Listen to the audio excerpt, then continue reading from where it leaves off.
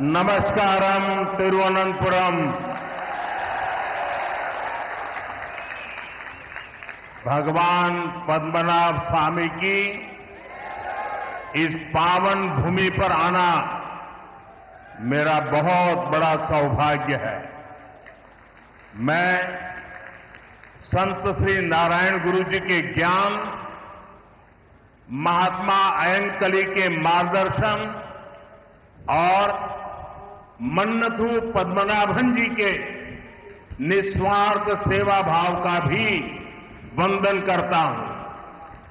आज वसंत पंचमी सरस्वती पूजा का पावन पर्व भी है। ये महामाघ महोत्सवम उसका भी समय है। मैं केरला के लोगों को इन पर्वों की हार्दिक शुभकामनाएं देता हूं। आज नेताजी सुभाष चंद्र बोस जी की जन्म जयंती भी है। हम इसे पराक्रम दिवस के रूप में मनाते हैं। मैं सभी देशवासियों को पराक्रम दिवस की बहुत बहुत बधाई देता हूं।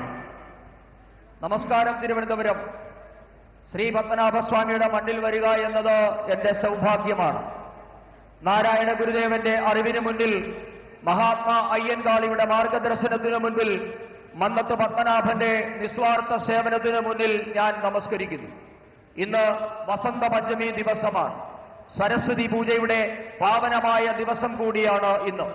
അതോടൊപ്പം മഹാമാഘ മഹോത്സവവും നടക്കുകയാണ്. എല്ലാ മലയാളികൾക്കും ഈ മഹോത്സവങ്ങളുടെ എല്ലാ പേരിലുള്ള എല്ലാ നന്മകളും ഞാൻ നേരുകയാണ്. അതോടൊപ്പം ഇന്ന് നേതാജി സുഭാഷ് ചന്ദ്രബോസിന്റെ ജന്മദിവസമാണ്. ഇന്ന് രാജ്യം അദ്ദേഹത്തിന്റെ ജന്മദിന ദിവസത്തെ പരാക്രമ ദിവസം എന്ന പേരിലാണ് ആഘോഷിക്കുന്നത്.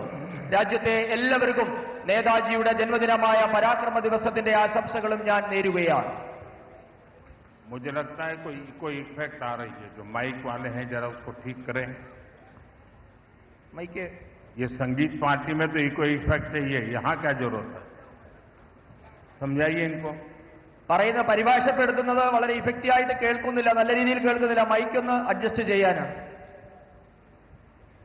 എക്കോ കുറച്ചാൽ മതി. എക്കോ. मैं मेरा भाषण शुरू करने से पहले आज मेरे लिए बहुत भावुक पल है।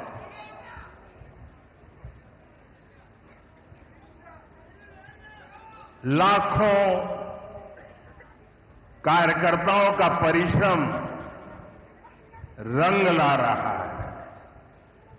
आज मैं सबसे पहले केरला की तिरुवनंतपुरम की जनता को, हमारे लाखों समर्थकों को, साथियों को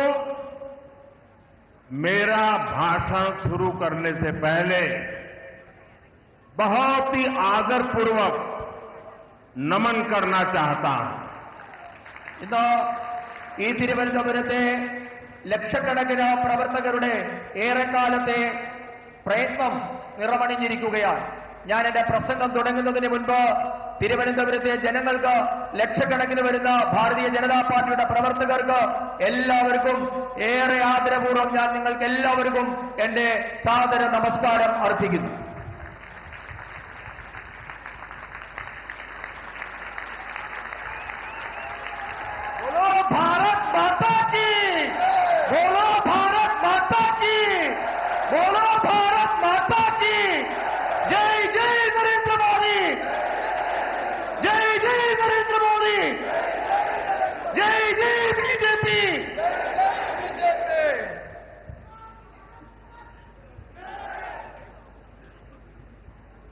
एनडीए सुहृदगणे, मैं जब भी केरला आता हूं आपका स्नेह, आपका स्वागत गर्मजोशी से भरा होता है और आज आपका उत्साह और भी स्पेशल है। आज मुझे यहां एक नई ऊर्जा दिख रही है। आज मुझे यहां एक नई होप दिख रही है। आपका ये जोश, ये विश्वास दिलाता है कि अब केरला में परिवर्तन होकर रहेगा। സുഹൃത്തുക്കളെ, और साथियों,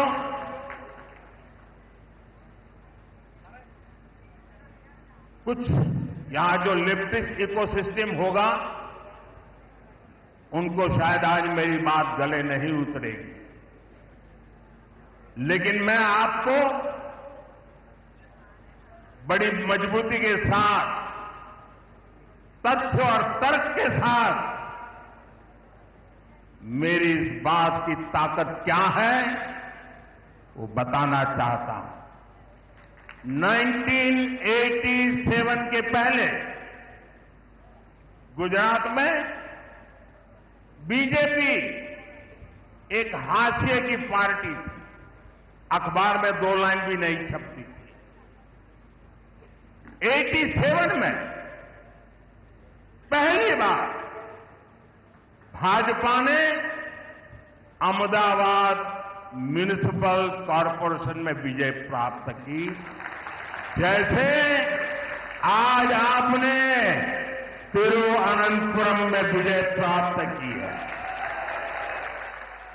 और वहीं से गुजरात में जो सिलसिला चला, लोगों ने हमारे काम को देखा, हमारे आचरण को परखा और उसका परिणाम है कि आज पिछले कई दशकों से वहां की जनता ने हमें सेवा का मौका दिया था। शुरुआत एक शहर से हुई थी, केरला में भी शुरुआत एक शहर से हुई है, और इसलिए मैं कहता हूं अब केरला भारतीय जनता पार्टी पर अभूतपूर्व विश्वास करके हमारे साथ जुड़ चुका है। പ്രിയപ്പെട്ടവരെ, ഞാൻ കേരളത്തിൽ വരുമ്പോഴെല്ലാം നിങ്ങൾ സ്നേഹം നിറഞ്ഞ ഊഷ്മളമായ സ്വീകരണമാണ് എനിക്ക് നൽകാറുള്ളത്. എന്നാൽ ഇത്തവണ നിങ്ങളുടെ ആവേശം ഏറെ പ്രത്യേകതയുള്ളതാണ്. ഇന്ന് നിങ്ങളിൽ ഒരു പുതിയ ഊർജ്ജം എനിക്ക് കാണാൻ കഴിയുന്നുണ്ട്. നിങ്ങളിൽ ഇന്ന് ഒരു പുതിയ പ്രതീക്ഷ എനിക്ക് കാണാൻ കഴിയുന്നുണ്ട്. നിങ്ങളുടെ ഈ ആവേശം കാണുമ്പോൾ എനിക്കുറപ്പാണ് കേരളത്തിൽ ഇത്തവണ പരിവർത്തനമുണ്ടാകുക തന്നെ ചെയ്യുമെന്ന കാര്യം എനിക്കുറപ്പാണ്. ഞാൻ എന്റെ എല്ലാ ഉറപ്പോടും കരുത്തോടും കൂടി നിങ്ങളോട് പറയുന്നു, 1987 മുൻപ് ഗുജറാത്തിൽ ഭാരതീയ ജനതാ പാർട്ടി എന്നുള്ളത് തോൽവികൾ ഏറ്റുവാങ്ങുന്ന ഒരു പാർട്ടി മാത്രമായിരുന്നു. പത്രത്താളുകളിൽ പോലും ഇടം പിടിക്കാൻ പറ്റില്ലാത്ത ഒരു പാർട്ടിയായിരുന്നു. 1987 ആദ്യമായി അഹമ്മദാബാദ് മുനിസിപ്പാലിറ്റിയാണ് ഭാരതീയ ജനതാ പാർട്ടി വിജയിച്ചത്. അതുപോലെ ഇന്ന് തിരുവനന്തപുരം കോർപ്പറേഷനിലും നാം വിജയം നേടിയിട്ടുണ്ട്. ഇവിടെ നിന്നാണ് ഗുജറാത്ത് തുടങ്ങിയത്. ഗുജറാത്തിലെ ജൈത്രയാത്ര അഹമ്മദാബാദ് മുനിസിപ്പാലിറ്റിയിൽ നിന്നാണ് നാം തുടങ്ങിയത്. ആ അഹമ്മദാബാദിലെ ജനങ്ങൾ, ഗുജറാത്തിലെ ജനങ്ങൾ ഭാരതീയ ജനതാ പാർട്ടിയുടെ പ്രവർത്തനം കണ്ടു, അവരതിനെ വിലയിരുത്തി. അതിനുശേഷം അവർ നമുക്ക് തുടർച്ചയായി അവരെ സേവിക്കാനുള്ള അവസരം തന്നുകൊണ്ടിരിക്കുകയാണ്. ഒരു പട്ടണത്തിൽ നിന്ന് തുടങ്ങിയ ജൈത്രയാത്രയാണ് ഇന്ന് നാം ഗുജറാത്തിൽ തുടർച്ചയായി ഭരിക്കുന്നതിൽ എത്തി നിൽക്കുന്നത്. അതേപോലെ ഇന്ന് കേരളത്തിലും നാം ഒരു പട്ടണത്തിൽ നിന്ന് തുടങ്ങുകയാണ്. എനിക്കുറപ്പുണ്ട്, ഇന്ന് കേരളം ഭാരതീയ ജനതാ പാർട്ടിയെ വിശ്വസിച്ചു തുടങ്ങിയിരിക്കുന്നു. मेरे साथ बोलिए, भारत माता की जय, भारत माता की जय, भारत माता की जय। एंडे सुहृदगळे, तिरुवनंतपुरम में बीजेपी की जीत साधारण नहीं है, यह ऐतिहासिक है, अभूतपूर्व है। तिरुवनंतपुरम ने केरला में बीजेपी सरकार की नींव डाल दी है। तिरुवनंतपुरम नगर निगम में आपने बीजेपी को सेवा करने का अवसर दिया। इसकी गूंज केरल में ही नहीं बल्कि पूरे देश में सुनाई दे रही है। ये गुड गवर्नेंस के लिए काम करने वाली पार्टी की जीत है। ये जीत विकसित केरला बनाने के संकल्प की जीत है और ये जीत एलडीएफ और यूडीएफ के करप्शन से केरला को मुक्त करने के कमिटमेंट की जीत है। मैं बीजेपी पर भरोसा जताने के लिए यहां के हर मतदाता का, एवरी वोटर का अभिनंदन करता हूं। नन्हे തിരുവനന്തപുരം പ്രിയപ്പെട്ടവരെ, തിരുവനന്തപുരത്തെ ഭാരതീയ ജനതാ പാർട്ടിയുടെ വിജയം അസാധാരണമാണ്, ഐതിഹാസികമാണ്, അത്ഭുതപൂർവമാണ്. കേരളത്തിലെ ഭാരതീയ ജനതാ പാർട്ടിയുടെ ഭരണത്തിന് തിരുവനന്തപുരം അടിത്തറയിട്ട് കഴിഞ്ഞു എന്ന് നമുക്ക് പറയാം. തിരുവനന്തപുരം കോർപ്പറേഷനിലെ ജനങ്ങൾ നിങ്ങളെ സേവിക്കാൻ ഒരവസരം ഇന്ന് ഭാരതീയ ജനതാ പാർട്ടിക്ക് നൽകിയിട്ടുണ്ട്. തിരുവനന്തപുരത്തെ ബിജെപിയുടെ വിജയകാഹളം കേരളത്തിൽ മാത്രമല്ല രാജ്യം മുഴുവൻ ഇന്ന് അലയടിക്കുകയാണ്. ഇത് സദ്ഭരണത്തിനായി യത്നിക്കുന്ന പാർട്ടിയുടെ വിജയമാണ്. വികസിത കേരളം എന്ന സ്വപ്നം യാഥാർത്ഥ്യമാക്കാനുള്ള വിജയമാണിത്. ഇടതു വലത് അഴിമതി ഭരണത്തിൽ നിന്ന് കേരളത്തെ മോചിപ്പിക്കുമെന്ന നിശ്ചയദാർഢ്യത്തോടുകൂടിയുള്ള വിജയം കൂടിയാണ് ഇത്. ഭാരതീയ ജനതാ പാർട്ടിയിൽ വിശ്വാസമർപ്പിച്ച തിരുവനന്തപുരത്തെ ഓരോ വോട്ടറെയും ഞാൻ അഭിനന്ദിക്കുന്നു. തിരുവനന്തപുരത്തിന് നന്ദി, നന്ദി തിരുവനന്തപുരം. मैं देख रहा हूं एक छोटा बच्चा और कब से खड़ा है हाथ ऊपर करके। बेटे थक जाओगे, आप अपना चित्र मुझे दे दीजिए, पीछे अपना एड्रेस वगैरह लिख लीजिए, मैं आपको चिट्ठी लिखूंगा और मैं एसपी जी को कहूंगा कि इस बच्चे का जो प्यार है, आशीर्वाद है, वो जरूर ले लीजिए। यहाँ ये मैडम भी कुछ देना चाहती है लग रहा है, वो बड़ा किताब बना करके लाई लगती है. എനിക്ക് ഇവിടെ നിന്നുകൊണ്ട് കാണാം ഒരു കൊച്ചുകുഞ്ഞ് കുറെ നേരമായി ഒരു ചിത്രം ഉയർത്തിപ്പിടിച്ചു നിൽക്കുന്നുണ്ട്. മകനെ, നിന്റെ കൈ കഴിക്കും, അവിടെ ഇരിക്കുക. ഞാൻ ഇവിടെ എസ് പി ജിയോട് പറയുന്നുണ്ട്, നിന്റെ ആ ചിത്രം ഇവിടെ ഏൽപ്പിക്കുക. ആ ചിത്രം തരുമ്പോൾ അതിന്റെ പിറകിൽ നിന്റെ അഡ്രസ്സും മകന്റെ കുഞ്ഞിന്റെ അഡ്രസ്സ് കൂടിയില്ല, അതിൽ എഴുതണം, ഞാൻ കുഞ്ഞിനെ കത്തയക്കുന്നതാണ്. അതോടൊപ്പം തന്നെ ഒരു മാഡം ഏതോ ഒരു പുസ്തകം ഉയർത്തിപ്പിടിക്കുന്നത് കാണുന്നുണ്ട്. അതെന്താണെന്ന് മനസ്സിലായില്ല. जरा कोई कलेक्ट कर ले इसको. ആരെങ്കിലും അതൊന്ന് കളക്ട് ചെയ്യണം.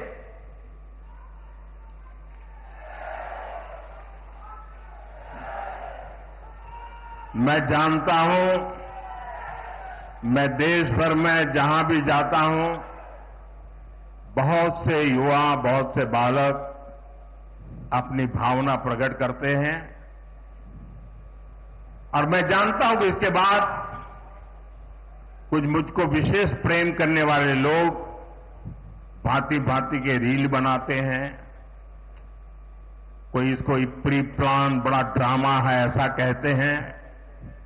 ये सारी गालियां मैं सुनता हूं. क्यों? क्योंकि मैं आपके प्यार को समझता हूं.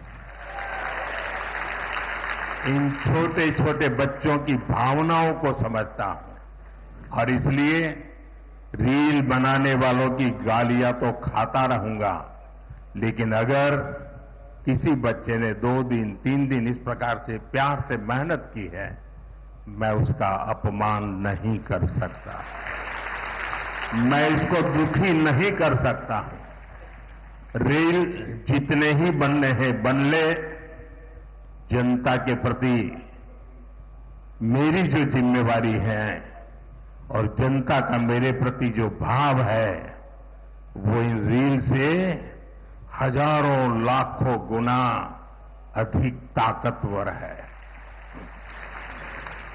ഞാൻ രാജ്യത്തെ എല്ലായിടത്തും പോകുന്നിടത്ത്, രാജ്യത്തെ വിവിധ പരിപാടിയിൽ പങ്കെടുക്കുന്നിടത്ത് എല്ലായിടത്തും യുവാക്കളും കുട്ടികളുമൊക്കെ അവരുടെ സ്നേഹം പല രീതിയിൽ പ്രകടിപ്പിക്കാറുണ്ട്. അവരുടെ സ്നേഹം ചിത്രങ്ങളായും പലവിധങ്ങളായ അവരുടെ ക്രിയേഷനായും ഒക്കെ എനിക്ക് കിട്ടാറുമുണ്ട്. പക്ഷേ അതിനെയൊക്കെ റീൽസിൽ കൂടിയൊക്കെ അപമാനിക്കുന്നവരും ഇതൊക്കെ ഡ്രാമയാണ് എന്ന് പറയുന്നവരും ഒക്കെ ഈ രാജ്യത്തുണ്ട്. അതൊക്കെ അവിടെ നടക്കട്ടെ. പക്ഷേ എന്നെ സ്നേഹിക്കുന്നവരോട്, എന്നെ വിശ്വസിക്കുന്നവരുടെ സ്നേഹത്തെ ഞാൻ ഉപേക്ഷിക്കാൻ ഞാൻ തയ്യാറല്ല. നിങ്ങൾ എത്ര റീൽസ് ഉണ്ടാക്കി അപമാനിക്കാൻ ശ്രമിച്ചാലും നിങ്ങളോട് പറയാനുള്ളത്, നിങ്ങൾ റീൽസ് ഉണ്ടാക്കിക്കൊള്ളൂ. അതിലും എത്രയോ 1000 മടങ്ങാണ് ഈ രാജ്യത്തെ ജനങ്ങൾ എനിക്ക് നൽകുന്ന സ്നേഹം. അവരോട് എനിക്ക് ഉത്തരവാദിത്വമുണ്ട്. അവരുടെ സ്നേഹത്തോട് 1000 മടങ്ങ് എനിക്ക് വിധേയത്വമുണ്ട്. साथियों, तिरुवनंतपुरम के साथ दशकों से एलडीएफ और यूडीएफ ने बहुत अन्याय किया है. लेफ्ट और कांग्रेस ने, करप्शन ने तिरुवनंतपुरम को बेसिक सुविधाओं में भी पीछे रखा. लेकिन अब ऐसा नहीं होगा. यहां बीजेपी की हमारी टीम ने विकसित तिरुवनंतपुरम के विजन पर काम करना शुरू कर दिया है. मैं तिरुवनंतपुरम की जनता से कहूंगा, आप विश्वास रखिए. मारा तदीनी मारूम.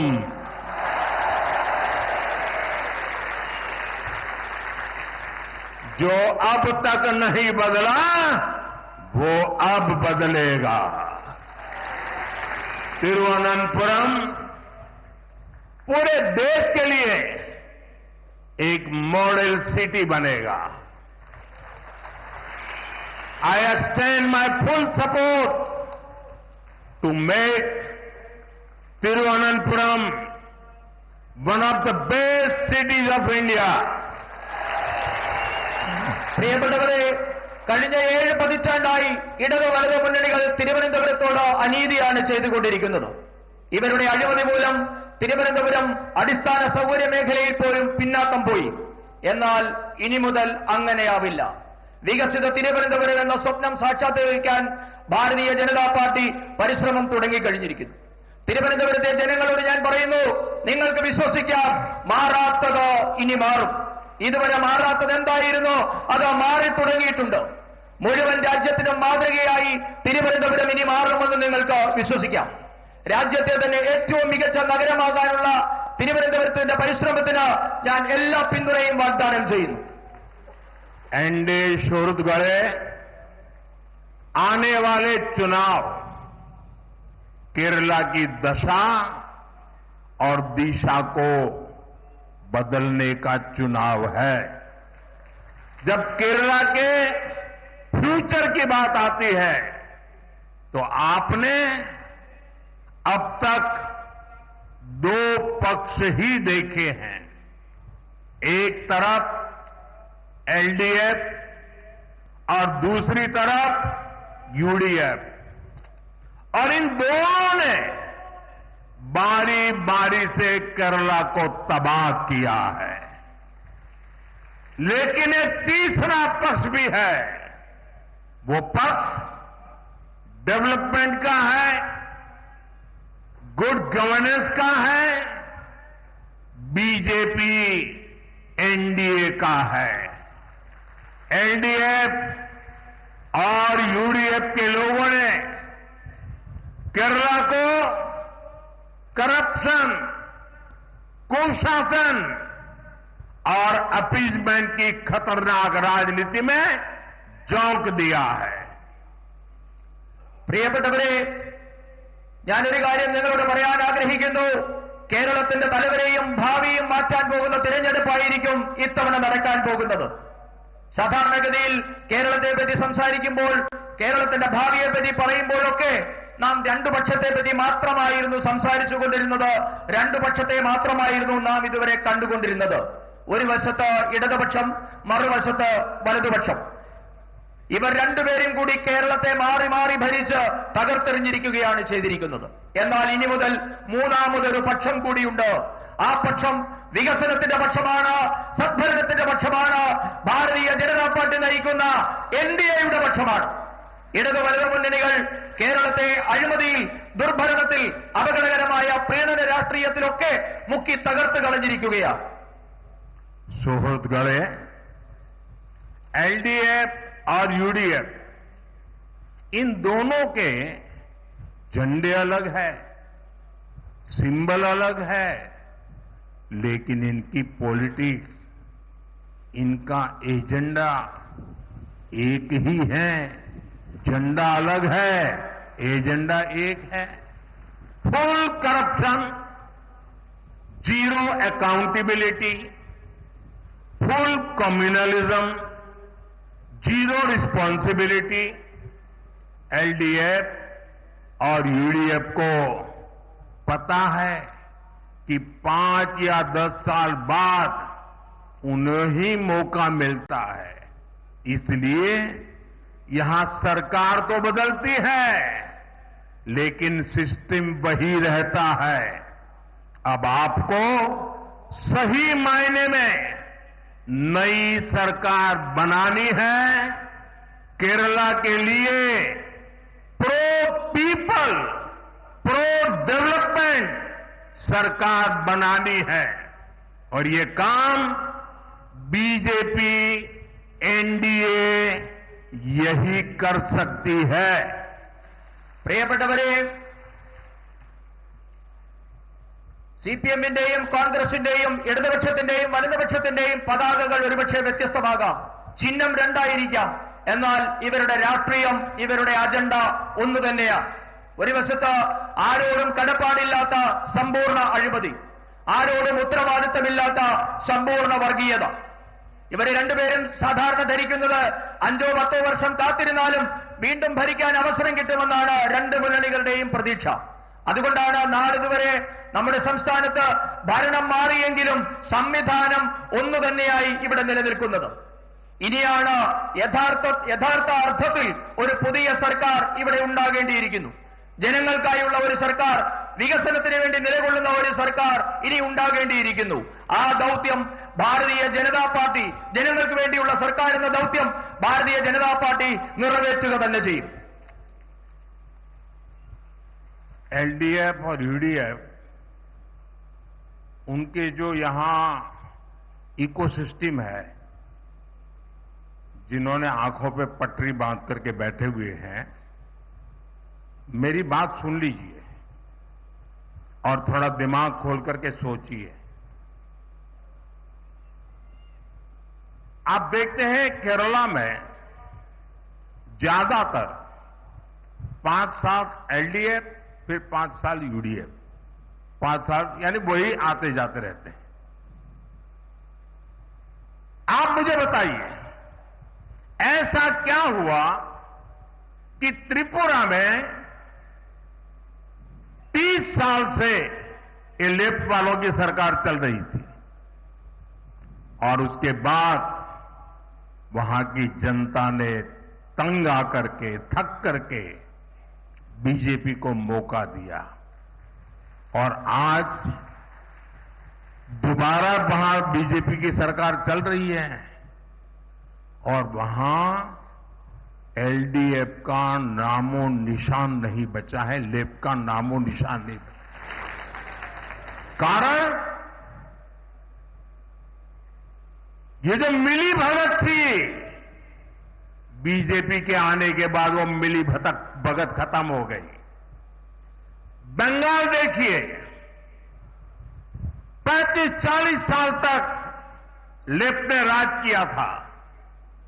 वहां सरकार बदली और उसने लेफ्ट के खिलाफ जंग किया और परिणाम क्या हुआ? आज बंगाल में लेफ्ट वालों को चुनाव लड़ने के लिए उम्मीदवार नहीं मिल पाते हैं. लेकिन केरल में ऐसा नहीं होता है, इसलिए क्योंकि दोनों की मिलीभगत है. 5 साल तुम बैठो, फिर 5 साल हम आएंगे, न हम तुम्हें परेशान करेंगे, न तुम हमें परेशान करोगे. अगर केरला को बचाना है, अगर केरला को आगे बढ़ाना है, तो एलडीएफ यूडीएफ की इस जोड़ी को तोड़ना ही होगा और परिवर्तन लाना ही होगा।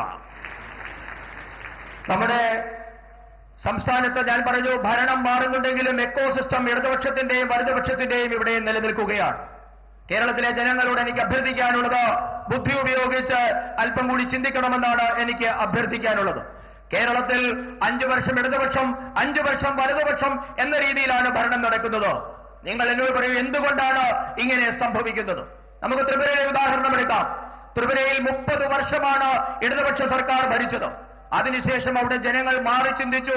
ഭാരതീയ ജനതാ പാർട്ടിക്ക് ഒരു അവസരം നൽകി. ഇന്ന് തുടർച്ചയായി 2ാം തവണയും ഭാരതീയ ജനതാ പാർട്ടി ത്രിപുര ഭരിക്കുകയാണ്. ഇന്നവിടെ LDFനെ പേരിന് പോലും കാണാൻ കിട്ടുന്നില്ല. കാരണം ഭാരതീയ ജനതാ പാർട്ടി വന്നാൽ ഇവരുടെ അഴിമതിയും ഐക്യവും നടക്കില്ല എന്ന് അവർക്ക് മനസ്സിലായിട്ടുണ്ട്. ബംഗാളിന്റെ ഉദാഹരണം എടുത്താൽ 35-40 വർഷക്കാലം ബംഗാൾ ഇടതുമുന്നണിയാണ് ഭരിച്ചുകൊണ്ടിരുന്നത്.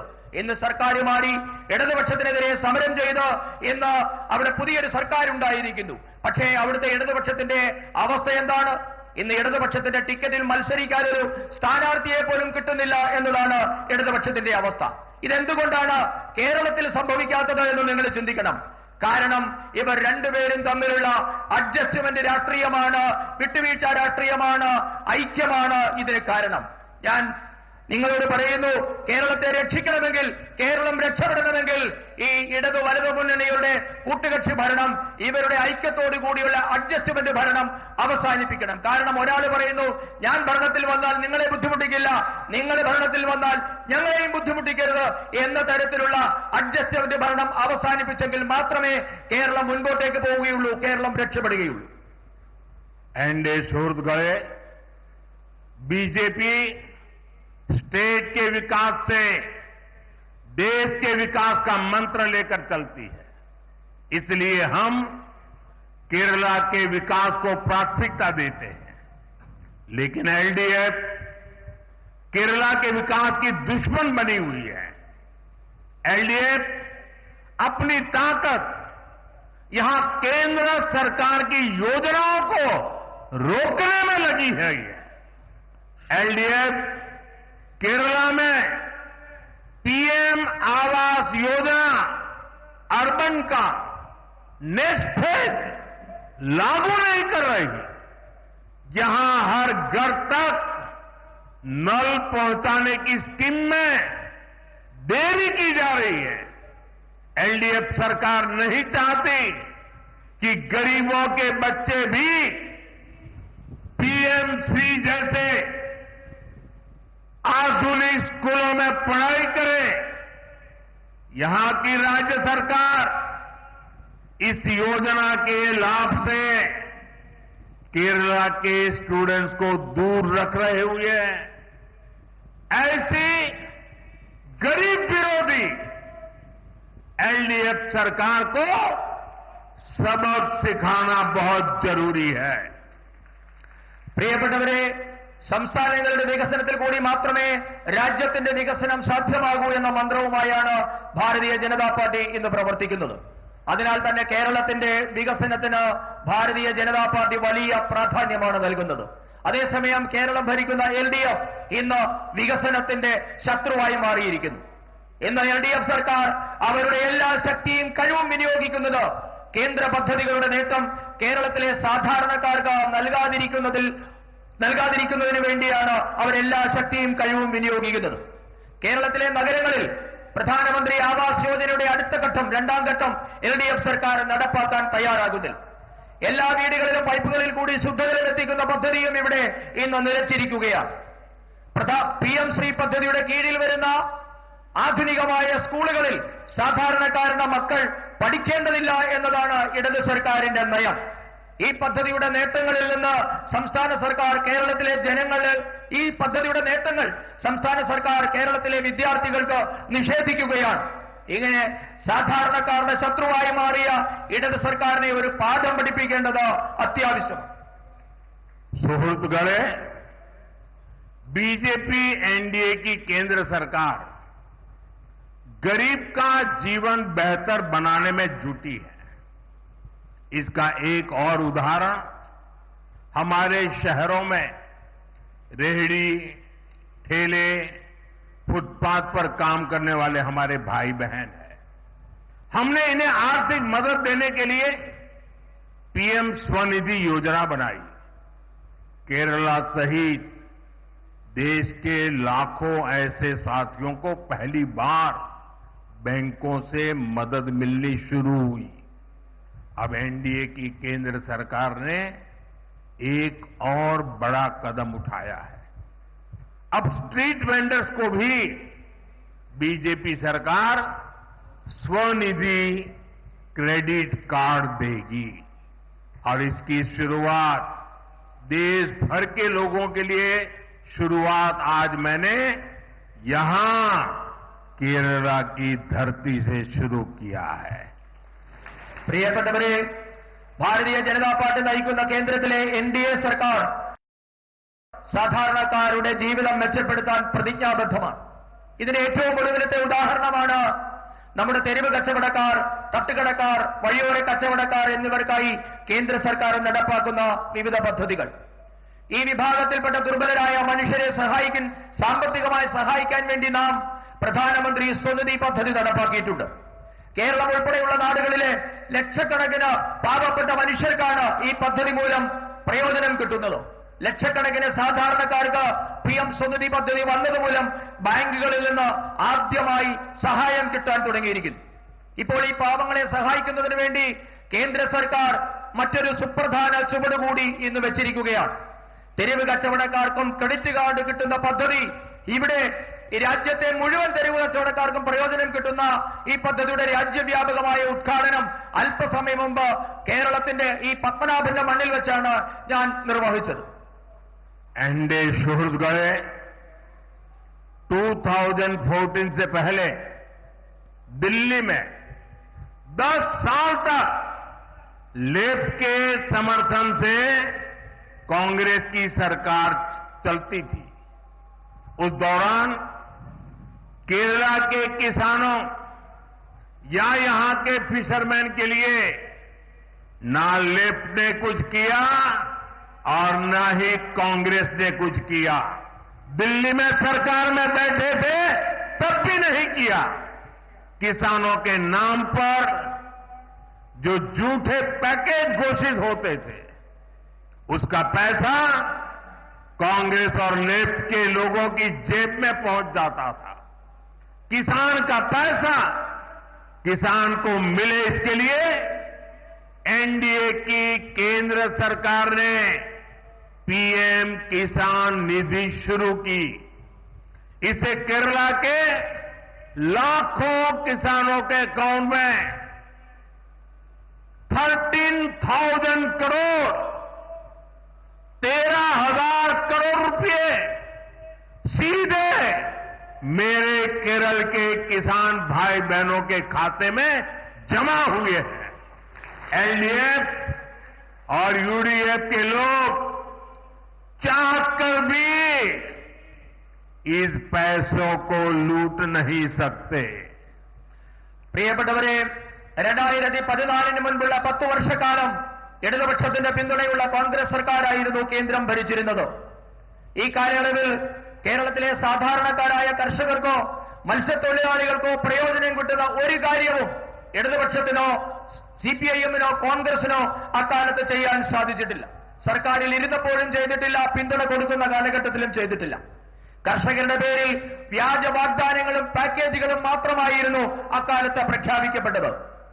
കർഷകരുടെ പേരിൽ പ്രഖ്യാപിക്കപ്പെട്ട പദ്ധതികളുടെ മുഴുവൻ പണവും ഇടതു വലതു നേതാക്കളുടെ പോക്കറ്റിലേക്കാണ് അക്കാലത്ത് പോയിക്കൊണ്ടിരിക്കുന്നത്. എന്നാൽ കർഷകരുടെ പണം അവർക്ക് തന്നെ കിട്ടണമെന്ന ഭാരതീയ ജനതാ പാർട്ടിയുടെ നിശ്ചയദാർഢ്യത്തെ തുടർന്ന് എൻഡിഎ സർക്കാർ രാജ്യത്തെ കർഷകർക്കായി കിസാൻ സമ്മാൻ നിധിയാണ് ഇന്ന് നടപ്പാക്കിയിട്ടുള്ളത്. ഈ പദ്ധതി മൂലം കേരളത്തിലെ ലക്ഷക്കണക്കിന് വരുന്ന കർഷകരുടെ അക്കൗണ്ടുകളിലേക്ക് 13,000 കോടി രൂപയാണ് ഭാരതീയ ജനതാ പാർട്ടിയുടെ സർക്കാർ നേരിട്ട് അക്കൗണ്ടുകളിലേക്ക് എത്തിച്ചത്. ഈ പണം ഇന്ന് ഇടത് വലതു നേതാക്കൾ വിചാരിച്ചാൽ പോലും മോഷ്ടിക്കാൻ പറ്റത്തില്ല. ആ പറ്റാത്ത തരത്തിലേക്ക് കർഷകർക്ക് നേരിട്ട് പണം എത്തിച്ചിട്ടുണ്ട്. सुहृद गए फिशरमैन का हित भी एनडीए की प्राथमिकता है। पीएम मत्स्य संपदा स्कीम के तहत केरला को 1400 करोड़ रुपए की मदद मिली है। ये बीजेपी की केंद्र सरकार ही है जिसने फिशरीज के लिए अलग मंत्रालय बनाया है। पहली बार फिशरमैन के लिए भी किसान क्रेडिट कार्ड का बेनिफिट दिया है। हमने फिशरमैन के लिए 5 लाख तक के इंश्योरेंस की सुरक्षा भी दी है। डीप सी फिशिंग के लिए नावों के आधुनिकीकरण के लिए मदद दी है। സുഹൃത്തുക്കളെ, മത്സ്യത്തൊഴിലാളികളുടെ ക്ഷേമമെന്നുള്ളത് എൻഡിഎയുടെ പ്രഥമ പരിഗണനയാണ്.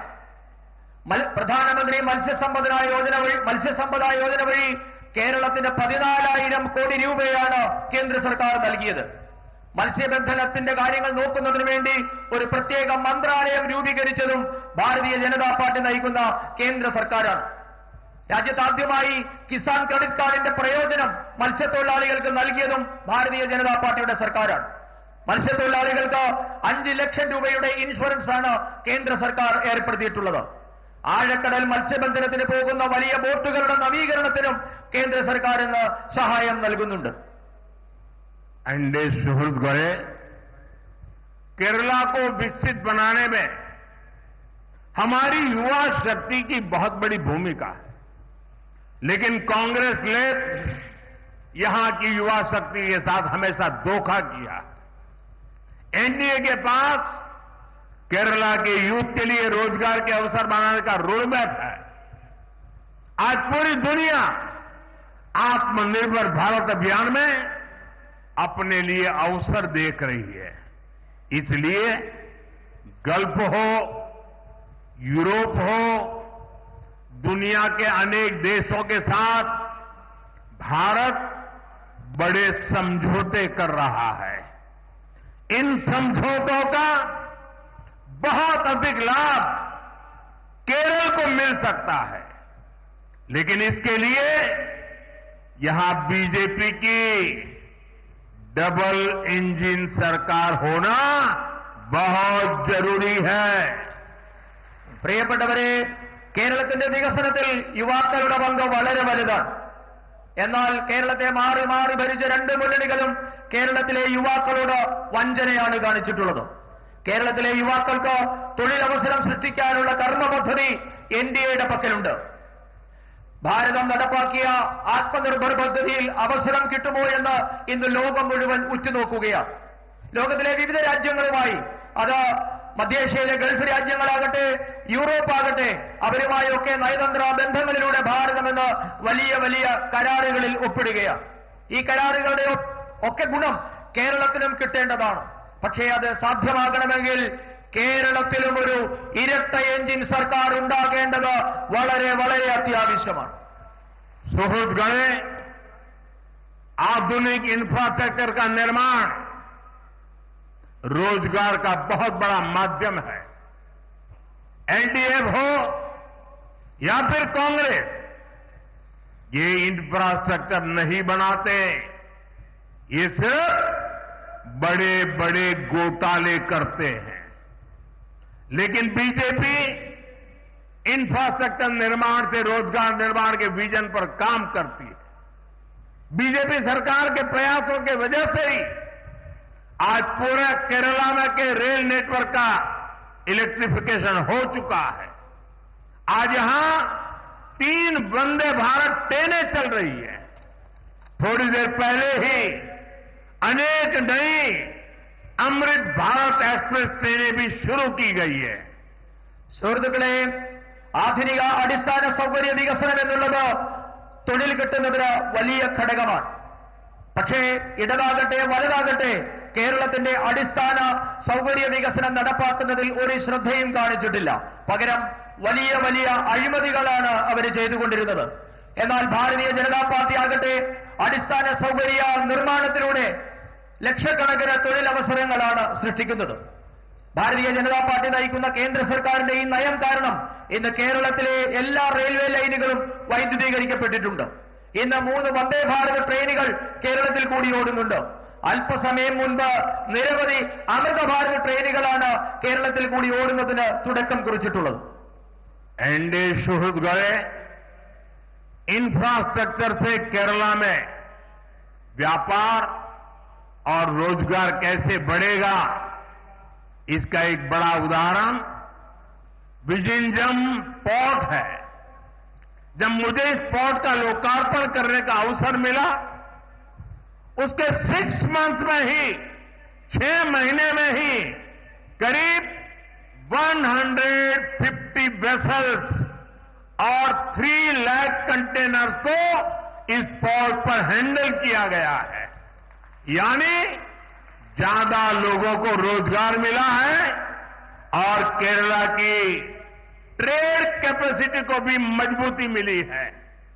പ്രിയപ്പെട്ടവരെ, അടിസ്ഥാന സൗകര്യ വികസനത്തിലൂടെ കേരളത്തിന്റെ തൊഴിൽ മേഖല എങ്ങനെ വളരും എന്നതിന്റെ വലിയ ഉദാഹരണമാണ് വിഴിഞ്ഞം തുറമുഖ പദ്ധതി. എനിക്കാണ് വിഴിഞ്ഞം തുറമുഖ പദ്ധതി രാഷ്ട്രത്തിന് സമർപ്പിക്കാനുള്ള അവസരം കിട്ടിയത്. രാഷ്ട്രത്തിന് വിഴിഞ്ഞം സമർപ്പിച്ചത് 6 മാസത്തിന് ശേഷം വിഴിഞ്ഞത്ത് 150ഓളം വലിയ കപ്പലുകൾ, മദർഷിപ്പുകളും 3 ലക്ഷം കണ്ടെയ്നറുകളുമാണ് വിഴിഞ്ഞം തുറമുഖം വഴി കൈകാര്യം ചെയ്യപ്പെട്ടത്. കൂടുതൽ ആൾക്കാർക്ക് തൊഴിൽ കിട്ടുന്നതോടെ കേരളത്തിന്റെ വ്യാപാര രംഗത്തിന് വലിയ കരുത്തുണ്ടാകും. एनडीए शुरू गए करप्शन ने केरला के डेवलपमेंट पर ब्रेक लगा दी है. एलडीएफ के राज में बैंकों में भी सेविंग सुरक्षित नहीं है. यहां जो कोऑपरेटिव बैंक स्कैम हुआ, इसमें गरीबों और मिडिल क्लास का पैसा लूटा गया है. किसी ने बच्चों की पढ़ाई के लिए, किसी ने बिटिया की शादी के लिए पैसे जमा कर रखा था, लेकिन लेफ्ट और कांग्रेस के लोगों ने वो भी लूट लिया. ऐसे लोगों को कड़ी सजा देना जरूरी है. आप एक बार बीजेपी को मौका दीजिए. जिसने आपको लूटा है उससे एक रुपया वसूला जाएगा. പ്രിയപ്പെട്ടവരെ, കേരളത്തിന്റെ വികസനത്തിന് തടസ്സമായി നിൽക്കുന്നത് അഴിമതിയാണ്. എൽഡിഎഫ് ഭരണത്തിൽ കേരളത്തിലെ ബാങ്കുകളിലെ നിക്ഷേപം പോലും സുരക്ഷിതമല്ലാതെയായി മാറി. സഹകരണ ബാങ്കിലെ അഴിമതി മൂലം സാധാരണക്കാരുടെ പണമാണ് കൊള്ളയടിക്കപ്പെട്ടത്. മക്കളുടെ വിദ്യാഭ്യാസത്തിനായും പെൺകുഞ്ഞുങ്ങളുടെ വിവാഹത്തിനായുമൊക്കെ സാധാരണ മനുഷ്യർ കരുതി വെച്ച പണമൊക്കെയും ഇടത് വലതു നേതാക്കന്മാർ കൊള്ളയടിച്ചു. ഇവർക്ക് കടുത്ത ശിക്ഷ നൽകേണ്ടത് വളരെ അത്യാവശ്യമാണ്. ഞാൻ നിങ്ങളോട് അഭ്യർത്ഥിക്കുന്നു, നിങ്ങൾ ഭാരതീയ ജനതാ പാർട്ടിക്ക് ഒരു അവസരം തന്നാൽ നിങ്ങളുടെ മോഷ്ടിക്കപ്പെട്ട ഓരോ പണവും ഈ മോഷ്ടിച്ചവരിൽ നിന്ന് തന്നെ തിരികെ ഈടാക്കുമെന്ന കാര്യം ഞാൻ നിങ്ങൾക്ക് ഉറപ്പ് നൽകുകയാണ്. एनडीए शुरू गए भगवान अयप्पा के प्रति पूरे देश के लोगों की, हम सबकी अगाध आस्था है. लेकिन एलडीएफ सरकार ने सबरीमला मंदिर की परंपराओं को नुकसान पहुंचाने में कोई कसर नहीं छोड़ी है. अब यहां गोल्ड के चोरी होने की खबरें आ रही है. मंदिर में से, भगवान के पास से गोल्ड की चोरी, सोने की चोरी. मैं एक बात स्पष्ट कहना चाहता हूं, यहां बीजेपी सरकार बनते ही आरोपों की पूरी जांच होगी और दोषियों की जगह जेल में होगी. और ये मोदी की गारंटी है. പ്രിയപ്പെട്ടവരെ, രാജ്യം മുഴുവൻ മാത്രമല്ല, നമുക്കെല്ലാവർക്കും ഭഗവാൻ അയ്യപ്പ ഈ രാജ്യം മുഴുവൻ അഗാധമായ ഭക്തിയും വിശ്വാസവുമാണുള്ളത്. എന്നാൽ ശബരിമലയുടെ മഹത്തായ പാരമ്പര്യത്തെ, വിശ്വാസത്തെ തകർക്കാൻ കിട്ടിയ ഒരവസരവും പാഴാക്കാത്തവരാണ് ഇന്ന് കേരളം ഭരിക്കുന്ന ഇടതുമുന്നണി സർക്കാർ. ഇപ്പോൾ ശബരിമലയിൽ നിന്നും സ്വർണ്ണക്കൊള്ളയുടെ വാർത്ത പുറത്തു വരികയാണ്. ഒരു കാര്യം ഞാൻ വ്യക്തമാക്കാൻ ആഗ്രഹിക്കുന്നു. ഭാരതീയ ജനതാ പാർട്ടി കേരളത്തിൽ സർക്കാർ ഉണ്ടാക്കും. അങ്ങനെ ഭാരതീയ ജനതാ പാർട്ടിയുടെ സർക്കാർ ഉണ്ടായാൽ മുഴുവൻ ആരോപണങ്ങളെക്കുറിച്ചും നാം അന്വേഷണം നടത്തും. ഇപ്പോൾ ആരോപണ വിധേയരായിട്ടുള്ള മുഴുവൻ ആൾക്കാരും അവരുടെ വാസമി മുതൽ ജയിലിലാകുമെന്ന കാര്യവും ഞാൻ ഉറപ്പു പറയുകയാണ്. ഇതാണ് മോദിയുടെ ഗ്യാരണ്ടി. एनडीए सुहृदगणे, मैं आपको कांग्रेस से भी सावधान करने आया हूं. कांग्रेस के पास विकास का कोई एजेंडा नहीं है. कांग्रेस आज माओवादियों से ज्यादा कम्युनिस्ट और मुस्लिम लीग से भी ज्यादा कम्युनल हो गई है. इसलिए देश में आज कांग्रेस को एमएमसी यानी मुस्लिम लीगी माओवादी कांग्रेस कहा जा रहा है. इसलिए आपको कांग्रेस से भी बहुत सतर्क रहना है. ये मुस्लिम लीगी माओवादी कांग्रेस के लोग केरला को अपनी लैब बना रहे हैं. कांग्रेस यहां केरला में भी कट्टरपंथियों को बढ़ावा दे रही है.